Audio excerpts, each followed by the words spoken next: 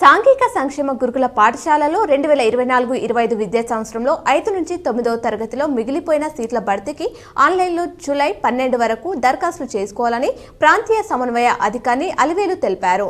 5 నుంచి 9వ తరగతిలో చదువుతున్న విద్యార్థులు పాఠశాల బదిలీకి జూలై 31 వరకు ఆన్లైన్లో ₹100 చెల్లించి దరఖాస్తు చేసుకోవాలని చెప్పారు. తిరుమలలో భక్తుల రద్దీ పెరిగింది. శ్రీవారి సర్వ దర్శనానికి 18 గంటల సమయం పడుతుంది. సర్వదర్శనం కంపార్ట్మెంట్ల నుండి నారాయణగిరి షెడ్ల వరకు భక్తులు వేచి ఉన్నారు. నిన్న స్వామివారిని 60,782 మంది దర్శించుకోగా 30,100 మంది తలనీలాలు సమర్పించినట్లు అధికారులు తెలిపారు. ఉండే ఆదాయం 3.53 కోట్లు లభించినట్లు పేర్కొన్నారు.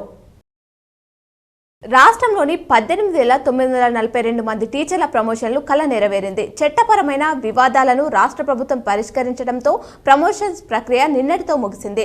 మల్టీజోన్ 1లో 10,083 మంది ఎస్జీటీలు స్కూల్ అసిస్టెంట్లుగా, 1,094 మంది స్కూల్ అసిస్టెంట్లు హెచ్ఎంలుగా ప్రమోషన్ పొందారు.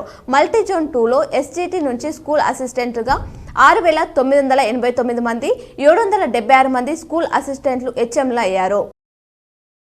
T20 వరల్డ్ కప్ లో టీమిండియా తన జైత్రయాత్ర కొనసాగిస్తూ ఫైనల్ కు చేరింది. ఆస్ట్రేలియా, ఇంగ్లాండ్ లాంటి జట్లపై ప్రతీకారం తీర్చుకొని మరీ 10 ఏళ్ల తర్వాత ఫైనల్లో అడుగుపెట్టింది. వన్డే వరల్డ్ కప్ చేజారడంతో పోటీ ప్రపంచ కప్ సాధించాలని భారత్ పట్టుదలతో ఉంది.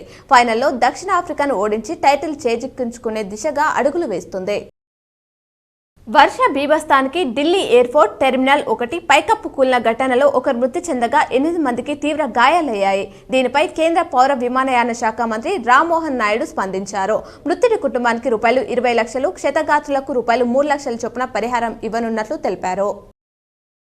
డ్రగ్స్ రహిత సమాజమే మన లక్ష్యమని మెగాస్టార్ చిరంజీవి అన్నారు. ఇందుకోసం తెలంగాణ ప్రభుత్వానికి యువత సహకరించాలని ఆయన కోరారు. డ్రగ్స్ తో యువత జీవితాలు నాశనం చేసుకుంటున్నారు. బాధితులను శిక్షించడం కన్నా రక్షించడమే ప్రధానంగా టీజీ యాంటీ నార్కోటిక్స్ బ్యూరో పనిచేస్తుంది. ఎవరైనా డ్రగ్స్ వినియోగిస్తున్నా, విక్రయిస్తున్నా, కొనుగోలు చేసినా బ్యూరోకు సమాచారం ఇవ్వాలని ఆయన ఎక్స్ ద్వారా విజ్ఞప్తి చేశారు. T20 వరల్డ్ కప్ ఫైనల్ కు టీమిండియా దూసుకెళ్లింది. సెమీఫైనల్లో ఇంగ్లాండ్ను 68 పరుగుల తేడాతో చిత్తు చేసి మూడోసారి ఫైనల్లో అడుగుపెట్టింది. 172 పరుగుల లక్ష్యంతో బ్యాటింగ్ కు దిగిన ఇంగ్లాండ్ 103 పరుగులకే ఆలౌట్ అయింది. ఆ జట్టులో బట్లర్ 23, హ్యారీ బ్రూక్రే 25 కాసేపు పోరాడారు. మిగతా వారంతా ఘోర వైఫల్యం చెందారు. భారత బౌలర్లో అక్షర్ పటేల్, కుల్దీప్ చెరో 3 వికెట్లు పడగొట్టారు. బుమ్రా 2 వికెట్లు తీశారు.